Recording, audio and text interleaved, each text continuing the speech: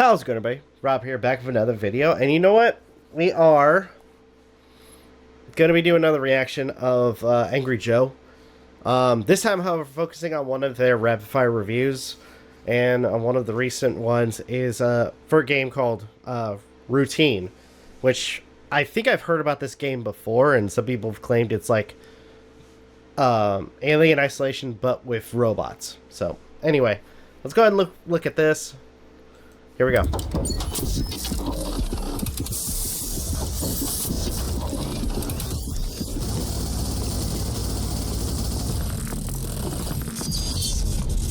Okay.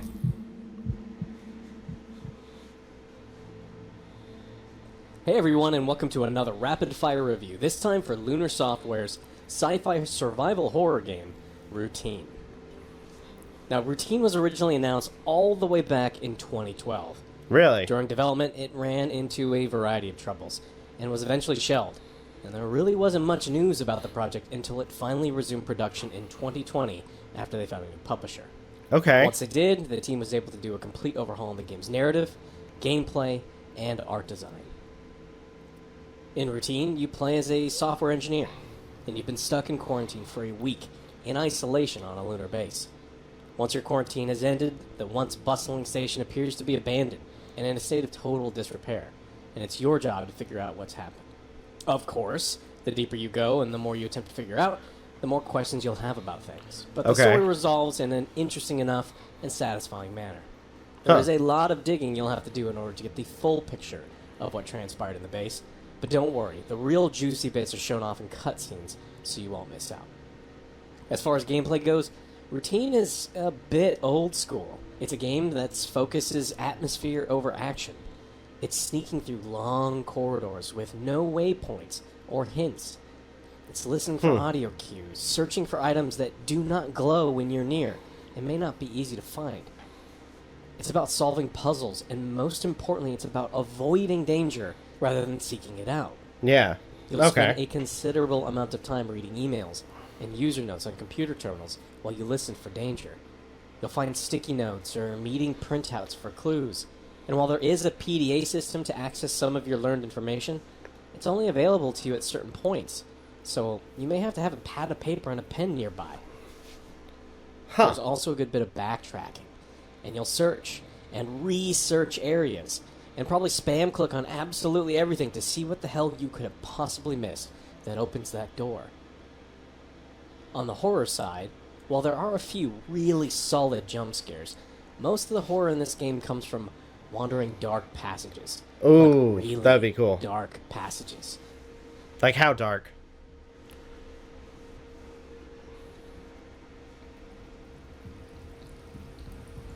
Ooh, I can hear the sound and everything. This looks so creepy.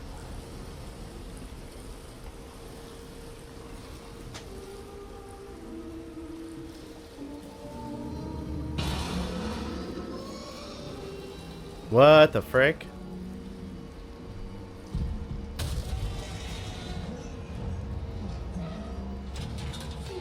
You're surrounded by unsettling things and all manner of spooky noises. And it's heightened knowing that you haven't manually saved the game in quite some time. There's no quick save at all, so you have to approach a special terminal and save with the CAT device. It's like a big analog price scanner looking thing that's your main way to interact with the world.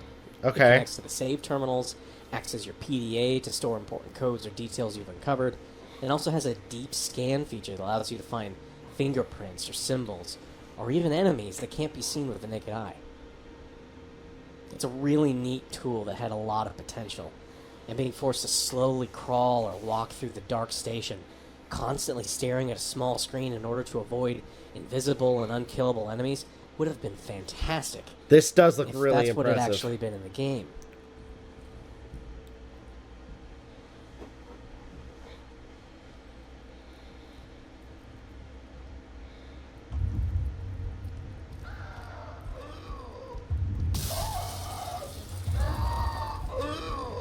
Oh, Jesus. What the fuck was that? There are a few enemies in the game that can go invisible, and they do hide.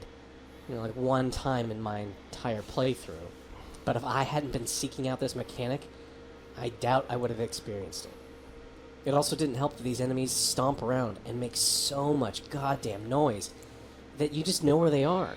So you don't need to use their wonderfully crafted and theoretically scary but non-essential system. It was an incredible disappointment because what should have been the most tense final chapters of the game, where I should have been scared and sneaking around, solving puzzles, moving from room to room, Okay. I just walked leisurely and went wherever I wanted. And if I heard what sounded like an angry toddler banging on a metal trash can, I just waited until the noise stopped and moved on. That's an image. Now, there was some tension due to the occasional scripted event and still otherwise excellent atmosphere. But we were so close to some incredible opportunities for scares. Something I've been waiting to see since the original Fatal Frames. They even talked about it being in the game, and it was developed, and they just didn't do anything with it.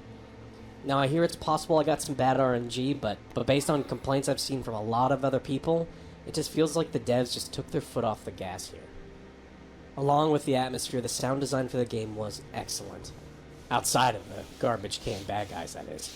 Okay. Mick Gordon and the team that took over after his departure from the project perfectly set triggered noises after these long, tense sections, or eerie sounds through walls, and even the 80s-inspired music when we got it felt just right.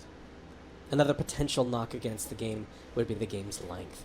The internet says 5 to 10 hours for a run, but I think you'd have to spend a considerable amount of time lost, or stuck on puzzles to come anywhere near close to 10 hours. My playthrough, with every console and every email and diary and sticky note read, and every nook searched, took just about 5 hours. I mean, and even then, I did get lost, and I did. Sorry, I gotta pause this because this game looks good. With it being a horror game, it still looks amazing. It's been a lot of time backtracking from this stuff. Hmm. It is only $25, so if you're in the That's mood not for some bad. spooky sci-fi like I was, it's not a terrible deal. It's also included with Game Pass if you still have that running, or if you do plan to turn it on for a short time once you stack up some games to make it worth it. Little side note, let this also serve as a reminder that if you still have Game Pass running, the price went up a lot in most regions, and unless you have a ton of games you're playing on it right this moment, it may be time to pause it until you do. Huh. Now, Routine is definitely not going to be a game for everyone. It's not the action horror that seems to be all the rage now. You have to want a slower, investigative playstyle. If you don't, you may agree more with the comments and reviews that have called the game a bit of a walking simulator. Overall, I had a good, but short, time playing Routine. If you're a fan of sci-fi, horror, and puzzles, and don't mind a slower gameplay style, I recommend Routine to you. It's got a decent story with a great atmosphere and the occasional scare, but I still feel like it didn't live up to its full gameplay potential. So I'm going to give Routine a 7 out of 10. That's not too bad. Game score. Remember, for us, 5 out of 10 is average, so 7's a good game. Yeah. Thank you so much for watching this rapid fire review. We have a ton of content coming for the end of 2025. We have the top and bottom 10 lists, we have some catch-up content for stuff we missed during the year, and all sorts of other stuff. So we shall see you then on the next Angry Joe Show. Yeah, no, this looks impressive. And it's on Game Pass, so, if you guys want to watch it, I mean, it's there, so. Yeah, I mean, looking at it, it looks fun, it looks cool. Some of the mechanics are interesting, like the freaking heat seeker stuff. That looks amazing. So, all in all, pretty good. I'll have to check it out, if I end up checking it out. But anyway, for now, I'm going to go ahead and end this video here. Thank you guys so much for watching. Truly appreciate it. If you guys can, please like, comment, share, subscribe, all the good stuff. If you guys want to follow us on social media, it's all in the description down below. As well as check out our daily content and the weekly podcast. With that being said, this is Rob of Novakast signing off. Have a good one. Take care. And I will see you guys next video.